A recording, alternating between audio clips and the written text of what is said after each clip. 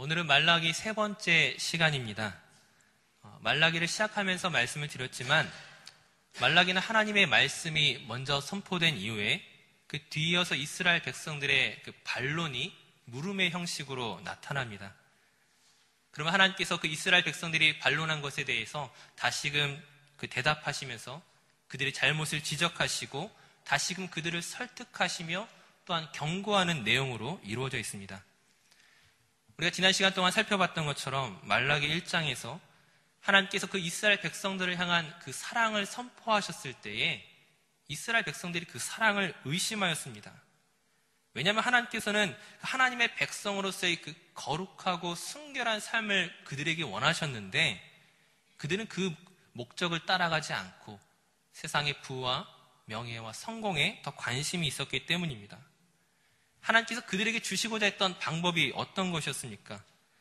하나님께서 그 바벨론에서 돌아온 그 이스라엘 백성들을 그 학개와 스가랴 선지자를 통하여서 그 성전을 건축하게 하시고 에스라를 통하여서 다시금 율법을 배워서 익히게 하시고 느헤미야를 통하여 예루살렘 성벽을 재건하게 하셨습니다. 이 모든 것이 사실은 하나님께서 그들을 사랑하심으로 그들이 하나님의 백성으로서 올바르게 살아갈 수 있도록 인도하기 위한 방법이었는데 그들은 그것을 부담스럽게 여겼죠. 그것을 따라가는 것 같으면서도 결국 자기의 원하는 것들이 이루어지지 않았을 때에 하나님을 원망하고 그 사랑을 의심하였던 것이었습니다. 특별히 그 중에서 가장 충격적인 것이 무엇입니까? 그 누구보다 하나님의 말씀을 따르고 지키고 가르쳐야 하는 그 제사장들의 모습이 어떠했습니까? 하나님께서 그들에 대해서 무엇이라고 지적하십니까? 너희가 더러운 예물을 나에게 가지고 오는도다. 이것을 너희 총독에게 드려봐라. 그가 과연 이것들을 받겠느냐? 너희의 행위가 과연 옳으냐? 그렇게 지적하시죠. 그들의 행위가 어떤 것입니까? 하나님이 내 앞에 계신 것을 믿지 않는 것이었습니다. 하나님을 마치 눈먼 분으로 생각하는 것이죠. 그 더러운 예물을 드리면서 뻔뻔하게 나와 있는 그들의 모습은 하나님을 전혀 생각하지 않는 것이었죠. 하나님께서 오늘 우리의 인생에 간섭하시고 오늘 우리를 다스리는 분이라는 것을 믿지 않기 때문에 그런 행위를 하는 것이었습니다. 종교적인 행위는 있었지만 오히려 불신앙으로 가득 찬 제사장들의 모습이었죠. 그 누구보다 하나님의 뜻을 알며 그 이스라엘 백성들을 하나님께로 인도해야 하는 책임이 있는 그 제사장들이 하나님의 이름을 멸시하는 것을 하나님은 도무지 참으실 수가 없는 것이죠. 그렇다면 하나님께서 그들에게 요구하시는 것이 무엇이었습니까? 그들에게 무엇을 바라고 계신 것입니까? 제사장들이 다시금 깨끗한 떡을 하나님께 드리고 흠이 없는 제물을 가지고 하나님 앞에 나아가면 문제가 해결되는 것입니까? 그렇지 않다고 말씀드렸죠. 그들이 깨끗한 떡과 흠이 없는 제물을 가지고 나아갈지라도 하나님을 경외하는 마음이 없다면, 하나님을 사랑하고 두려워하는 마음이 없다면 하나님은 그 예물을 받으실 수 없다는 것이죠. 그 예물 자체가 핵심이 아니라는 것입니다. 하나님께서 무엇이 부족하거나 또는 무엇을 필요로 하셔서 우리에게 얻고자 하시는 분이 아니란 것이죠. 말라기 2장 2절의 말씀에 만군의 여호와가 이르노라 너희가 만일 듣지 아니하며 마음에 두지 아니하여 내 이름을 영화롭게 하지 아니하면 내가 너희에게 저주를 내려 너희의 복을 저주하리라. 무슨 말씀입니까? 내가 원하는 것은 너희들의 마음이다. 너희가 만일 듣지 아니하며 마음에 두지 아니하며 나를 경외하지 않는다면 그 아들이 아버지를 존경하는 것처럼 그 종이 상전을 공경하는 것처럼 너희가 하나님을 두려워하며 사랑하는 마음으로 나에게 나아오지 않는다면 너희가 어떤 예물을 가지고 나올지라도 난 그걸 받기 싫다고 말씀하는 것이죠. 우리 자신은 어떤 존재입니까? 우리의 존재는 하나님 앞에서 결코 흠없는 제물이 되지 못합니다. 우리 자신이 더럽고 참으로 흠이 많은 사람이죠. 세상에서 쓰러지고 상처받고 실패하고 낙심하고 흠이 많은 사람들입니다. 그 제사장들만이 문제가 아니라 오늘 우리에게도 동일한 문제이죠. 한번 옆에 사람을 한번 바라보시기 바랍니다. 한번 옆에 사람 잠깐 한번 쳐다봐 주세요. 네, 어떻습니까? 흠 없는 사람 있습니까? 네, 알면 알수록 흠이 많죠. 그것이 우리의 존재입니다. 하나님 앞에 나아가는 데 있어서 당당할 수 있는 사람 아무도 없습니다. 그런데 지금 그 말라기 시대의 제사장들이 그 더러운 예물을 하나님께 드리면서도 우리가 언제 주의 이름을 멸시했습니까? 우리가 언제 주님을 멸시하였습니까? 라고 반문하는 그들의 그 당당한 모습은, 그 거짓된 위선의 모습을 하나님 도무지 참으실 수 없는 것이죠. 하나님이 어떤 예배를 받으시겠습니까? 그 예물에 흠이 있고 없고의 문제가 아니라 부끄러운 그 자신의 모습에 안타까워하면서 하나님의 은혜를 구하며 그 상한 심령을 가지고 나오는 그 예배자들을 하나님은 기다리고 계시죠. 예수 그리스도의 그 십자가 보혈의 능력과 그 은혜를 믿으며 겸손히 하나님의 도움을 구하는 자들을 하나님은 지금도 찾고 계시는 줄을 믿습니다. 이를 믿으십니까? 네. 그런데 오늘 우리 말라기 말씀 가운데서 생각해 보고자 하는 것은 그 겸손한 예배자들의 예배가 그렇다면 어디에서부터 시작되는가? 무엇이 그 출발점인가를 오늘 말씀을 통하여 살펴보고자 합니다. 앞서 말라기 시대의 그 제사장들의 그 종교적 행위에서 시작되는 것이 아니라고 말씀드렸죠. 하나님을 경외하는 마음은 보다 근원적인 곳에 있습니다. 우리 말라기 2장 10절에서 12절까지 말씀을 우리 한번 교독하여 읽도록 하겠습니다. 오늘 본문 말라기 2장 10절에서 12절까지 말씀입니다. 제가 먼저 읽겠습니다. 우리는 한 아버지를 가지지 아니하였느냐? 한 하나님께서 지으신 바가 아니냐? 어찌하여 우리 각 사람이 자기 형제에게 거짓을 행하여 우리 조상들의 언약을 욕되게 하느냐?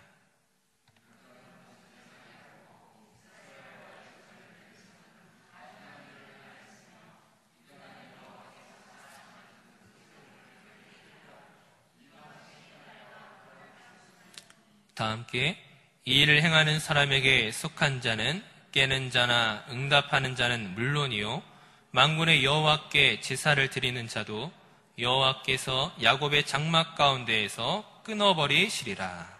아멘. 방금 읽었던 말씀을 다시금 생각해보면 이렇게 정리할 수 있을 것 같습니다. 10절 말씀에 우리가 한 하나님께서 지으신 한 아버지를 두고 있는 형제요, 곧 우리가 가족임에도 불구하고 11절 말씀에 너희가 이처럼 거짓되고 가증한 일을 한다면 12절에 너희가 하나님께 제사를 드릴지라도 곧 어떤 예배의 모습으로 나아갈지라도 하나님께서 그 예배를 받으실 수 없다는 것이죠. 자, 하나님을 예배하는 행위 이전에 그들이 먼저 돌이켜야 하는 잘못이 있었다는 거예요. 하나님 앞에 거짓되고 가증한 일, 곧 하나님의 성결을 욕되게 하는 그 이방신의 딸과 결혼하였다는 것이 구체적으로 어떤 일들이겠습니까? 그 일들을 알기 위해서 우리 말라기 2장 14절에서 16절 그 뒤에 있는 말씀들을 다시 한번 읽도록 하겠습니다. 말라기 2장 14절에서 16절까지 말씀 교독하여 읽겠습니다. 너희는 이르기를 어찌 됨이니까 하는도다. 이는 너와 내가 어려서 맞이한 아내 사이에 여호와께서 증인이 되시기 때문이라. 그는 내 짝이요 너와 서약한 아내로 돼 네가 그에게 거짓을 행하였도다.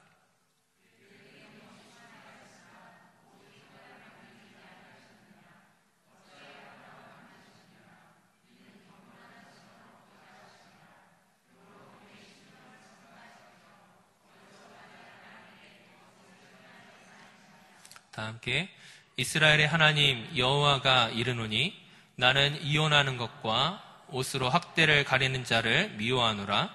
만군의 여호와의 말이니라. 그러므로 너희 심령을 삼가 지켜 거짓을 행하지 말지니라. 아멘. 지금 이방신의 딸과 결혼했다는 것은 단지 유대인이 아닌 이방인과 그 결혼 문제만을 말하는 것이 아닙니다. 예를 들어 구약 성경에서도 그 이방인과의 그 결혼을 우리가 얼마든지 살펴볼 수가 있죠. 그 대표적인 예로서 그 룻은 모압 사람이었지만 자기 남편을 따라서 이스라엘의 하나님을 믿었습니다. 이 룻이 예수님의 그 육신의 조상이 된 것을 우리가 알고 있지 않습니까? 지금 이방인의 딸과 결혼했다는 것이 단지 종족과 인종의 문제가 아니란 것이죠.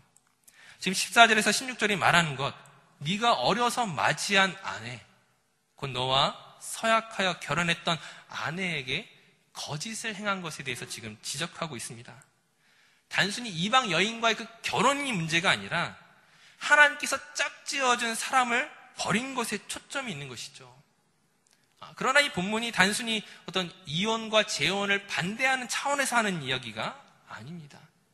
왜냐하면 사실 이것은 지금 이스라엘 안에서도 일반적인 이야기를 하는 것이 아니라는 거예요. 율법에서도 이혼이 금지되어 있지 않습니다. 물론 예수님께서 이것이 합당하기 때문이 아니라 사람의 완악함, 우리가 가지고 있는 그 연약함과 그 한계로 말미암아 그 어쩔 수 없는 것이라고 말씀하시지만 어찌됐든 그 이혼과 재혼의 문제로서 지금 지적하는 것이 아니라는 것이죠.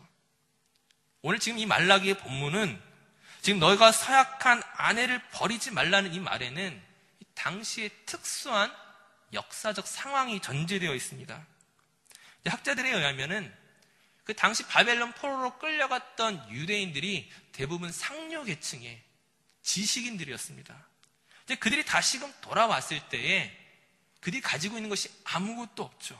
그들의 잃어버린 재산과 지위와 그 영향력을 찾기 위한 방법으로서 그들이 생각해낸 것이 이미 그 땅을 차지하고 있는 이방인들, 그 유력자들과 결혼하는 것을 생각한 것입니다. 이 당시 상황의 어떤 에스라서와 느헤미야서를 읽어보면 이것이 구체적으로 나와 있죠. 당시 제사장을 비롯한 상류층 사람들 가운데 그 이방인과 결혼을 했던 그 수많은 사람들의 이름 목록이 에스라서에 기록되어 있습니다. 느헤미야는 어떤 것들을 지적하고 있습니까?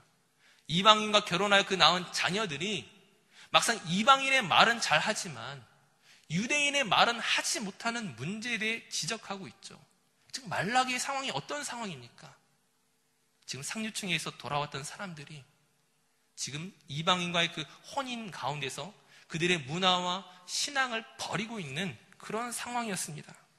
이처럼 자신들의 목적을 위하여 본처를 버리고 그 이방인들과 결혼한 이들의 행위가 지금 말라기 시대에도 만연해 있었는데 이것이 결국 무엇입니까?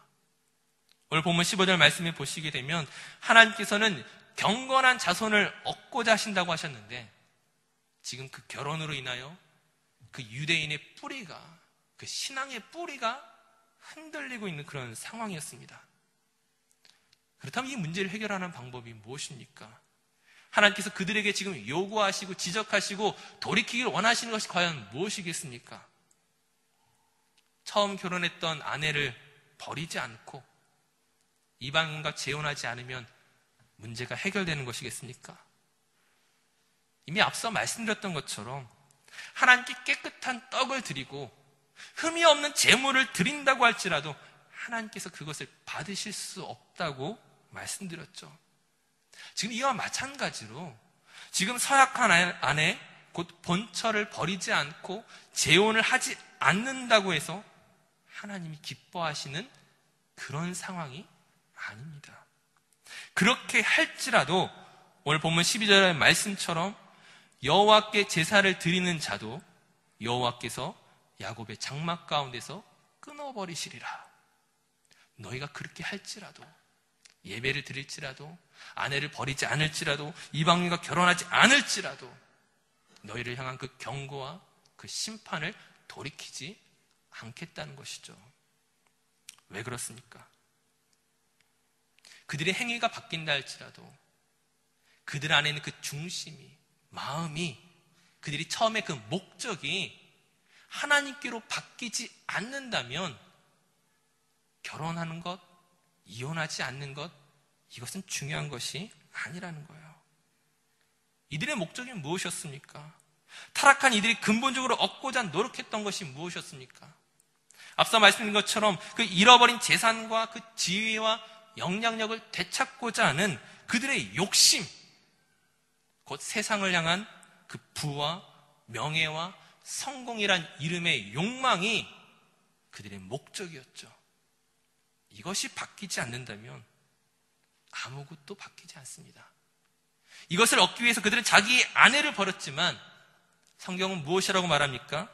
단순히 아내를 버린 것이 아니라 하나님께서 너와 내 아내 사이에 세웠던 그 언약을 네가 깨트린 것이고 네가 하나님을 욕되게 하는도다.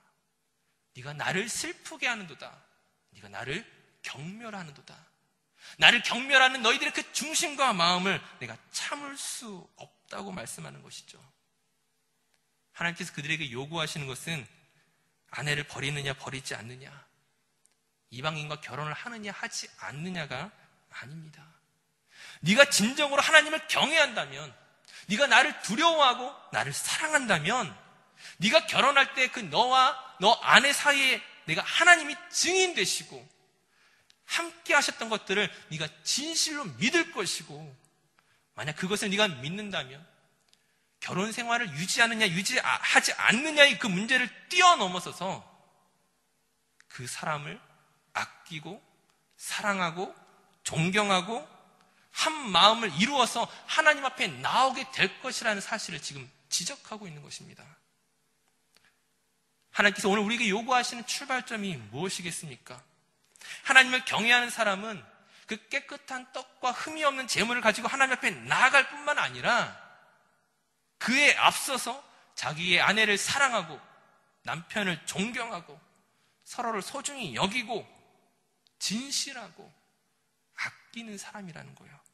그것을 통하여 무엇을 증명합니까? 하나님을 향한 우리의 사랑을 증명하게 될 것입니다. 이 순서가 바뀌면 안 된다는 거예요. 깨끗한 떡과 흠이 없는 재물을 가지고 제단에 나아갈지라도 아내와 이혼하지 않고 한 가정을 이루고 살아간다고 해서 하나님을 향한 그 사랑을 모두가 증명하는 것이 아닙니다.